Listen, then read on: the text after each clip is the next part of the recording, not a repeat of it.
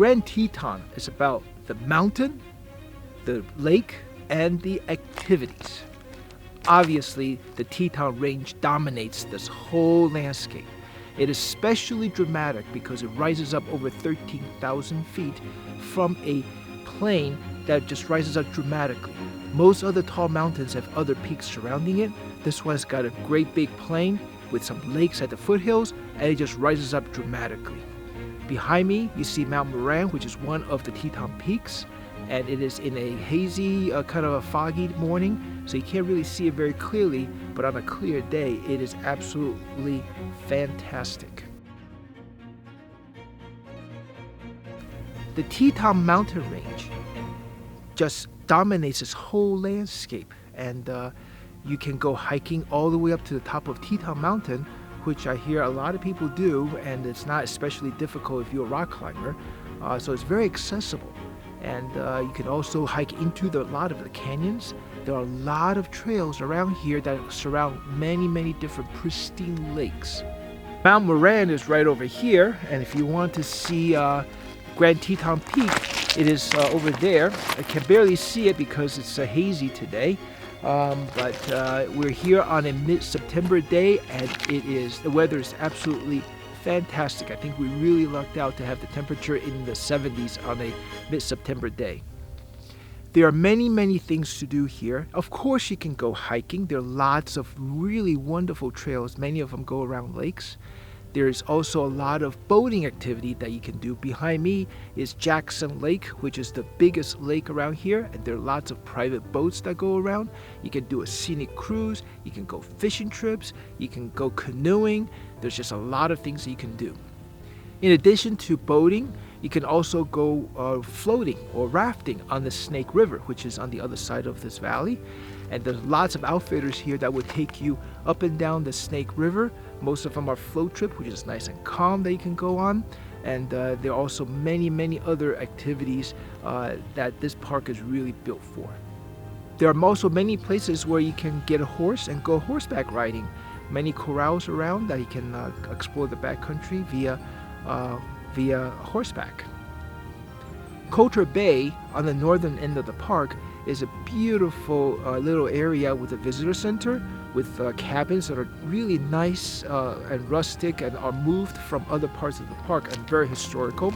There is RV parks and the tent campsites all over here with a nice restaurant and certainly a bay where you can bring private boats in and you can go scenic cruising. You can do a lot of different activities here. There are also a few nice trails right around here at Colter Bay. I've seen from the lakeshore loop Jackson Lake with a nice boat in the front. Just idyllic scene. You can hear the water lapping. Colter Bay area of the Grand Teton National Park here. You know, I found there's a generalized difference between Asian tourists and non-Asian tourists in terms of taking pictures. The Asian tourists typically every picture have to have a person in it. And they pose. And they pose. Non-Asian tourists, on the other hand, take a lot more pictures with no people in it. So there's difference in habit, I guess. Be alert, make noise, carry bear spray, avoid hiking alone, do not run. Okay. So show me the bear spray. Bear spray down here. I think it counts. And we're two of us walking. Make noise, be alert. All right, so do not run. Loretta's been obsessed about bears all trip long. That's because those signs are everywhere. I know. I do not remember those signs being that prominent in any other park or at any other time. So, and it's the fall, and they're getting ready to eat their hearts to content so they can be fat and go and hibernate. Well, so yeah, she's been obsessed about bears, you know, more than normal. I'm not so sure that there's more bear attacks now versus they just are telling you more about it. I think they just... You can tour Teton via a loop that goes around the Teton National Park. On the west side of the loop is where all the dramatic scenery is. And you go down from basically Colter Bay, actually from the Rockefeller Memorial Highway just outside of Yellowstone all the way down to Moose Junction. and then you can come back around the eastern side, which is go through a flat prairie almost, and that is a pretty fast highway with just the prairie scenery, a couple of historical sites over there. And before you kind of loop around the north side, around Oxbow Bend, which is a beautiful, beautiful place in the morning and in the evenings to watch wildlife, as well as the mountain range as the sunlight goes down and up. After the Signal Mountain Lodge, you're going to come upon this beautiful hotel, historical hotel called the Jackson Lodge. And inside Jackson Lodge, there's a beautiful picture window that just overlooks at the Teton Mountains, and that is just a beautiful, magnificent place to stay and hang out and just watch the scenery. After Jackson Lodge, you come upon Jenny Lake. Now, this is probably the most popular place. I will warn you, get there early or get there late, but don't go in the middle of the day because you're going to be among lots and lots of crowds. At Jenny Lake, there is a shuttle boat that goes across Jenny Lake from one side to the other to the foothills, and then there are nice trails on the other side, short ones that goes up to Hidden Falls, for example, or Inspiration Point, but longer ones that goes into the Cascade Canyon, where you can go into the canyon and do some hiking back there. You can get to the different trails without taking the boat, but the boat ride, saves you a couple of miles of walking if that's what you want to do. But Jenny Lake is absolutely beautiful. Willow Flats is an area where there's just a nice flat area where a lot of animals hang out. So that's a great place to go early in the morning or late in the afternoon to try to catch some wildlife out there. Signal Mountain is this nice road that goes all the way up the Signal Mountain, and it's a beautiful, fantastic view from up there, especially looking out east from there. And the view is absolutely panoramic and fantastic. Definitely take the drive up there. It's not very far, maybe 7-10 miles up, and we saw some deer along the way, so there's some wildlife on the drive up as well. Down by Moose Junction, there is the Murray Ranch. Olaf and Margaret Murray are instrumental in establishing this park and preserving this park. And the ranch is where they stayed, and is a beautiful historical location. While we were here at 2:30 each afternoon, there's a storyteller that tells you the whole story about Olaf and Margaret Murray, their life, what they did to preserve not only here but also Alaska, and what the Rockefellers did with them, and all that stuff. It is a fascinating talk, so if you get a chance, by all means, stop in and listen to the story. On the east side, there is the Mormon area where a lot of the Mormons settled at some of the buildings that they occupy while they're here for another historical context. Come to Grand Teton for the beautiful scenery that you have, for the activities, for the lakes, for the boating. There's just so much to do here. Other parks are mainly about scenery. This park is about both scenery and activities. Here are the top tips for coming to Grand Teton. First, you ask yourself, when is a good time of the year to visit? Because that matters. The Teton season is pretty short. It basically goes from May to early October. And in that period of time, July and August are certainly the most crowded. So if you want to avoid the crowd, come in the late spring or the early fall. If you come in the early spring, be sure to come after the snow melts and when the things are opening up again. Typically in early June or late May is the time that this happens. If you come in the fall, also make sure you check, because park and the concessions and the hotels and the lodges and the campground starts to close down around mid-September. We are here in mid-September and we lucked out. The weather's beautiful, but I hear that different times of the year, the weather can get pretty cold and pretty snowy as early as mid-September. So be prepared for all kinds of weather if you come in the fall. If you come in mid to late summer into the fall, there is a chance of getting impacted by wildfire. The haze that you see behind me is most likely due to some wildfire that's happening around the area. There was a small fire that had just started a few days ago, so the smoke from that is going to affect some of your views. If you come in the early spring, there are some trails that's going to be closed because of snow, so keep that in mind as well if you come too early in the season. The thing to do is to plan ahead.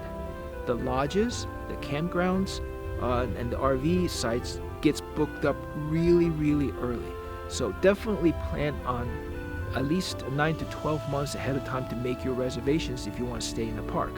Certainly you can stay in the town of Jackson, which is just outside of the park on the south side, and there are lodges down there. But regardless, plan ahead because you really do want to stay inside the park if you can. Please, please, please, if you're going to go to a popular area like Jenny Lake, get there early or get there late. If you go in the middle of the day, you're going to be fighting the crowds. We got to Jenny Lake just before 10 o'clock, about 9:45. We took the first shuttle across the lake. It was people there, but it wasn't very crowded yet. We took the shuttle across and did some short hikes. By the time we came back to the Jenny Lake area around noontime, the parking lot was completely full and there was lots of people going around, and it just felt really, really crowded. Now this is in sort of a shoulder season. It's not even the peak season in mid-September. So I can just imagine what that'd be like in the middle of the summer. So get there early or get there late. The park really thins out and people tend to go away back to hotels or restaurants or whatever around 4 or 5 o'clock. So if you want to go to Jenny Lake, for example, go early or go late. The shuttle runs from 10 to 4. The way I would do it is I would get there and make sure you catch the first shuttle, or you can certainly walk around the Jenny Lake if you don't want to take the shuttle. Now, I don't know if you're an early bird or a night owl, but if at all possible, get up early. I was able to get up early. I went to Oxbow Bend right before sunrise and watched the sun come up and illuminate the Teton Range in a nice soft glow with ducks swimming around in the mist that was there. And you can hear, especially in the fall, the elks bugling, calling for their mates in the distance. There was multiples of them, and there was a ton of people actually.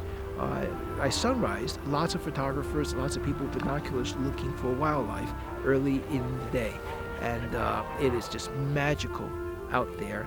So if you can, I encourage you to get up early and find Oxbow Bend, found Willow Flats, find some of these places where it's popular with wildlife to go out there and watch the sun come up, or alternatively, go there as the sun goes down. That's also the other time when the animals are really active, that you can get pretty good views and probably a little bit less crowded. What a beautiful morning we have at the Grand Teton National Park. This is Oxbow Bend, and it got some ducks and the steam coming off of the river with just before sunrise. This is a beautiful, beautiful scene, and there are lots of people here actually enjoying this. This is a very peaceful time of the morning, and it's just a joy to be here.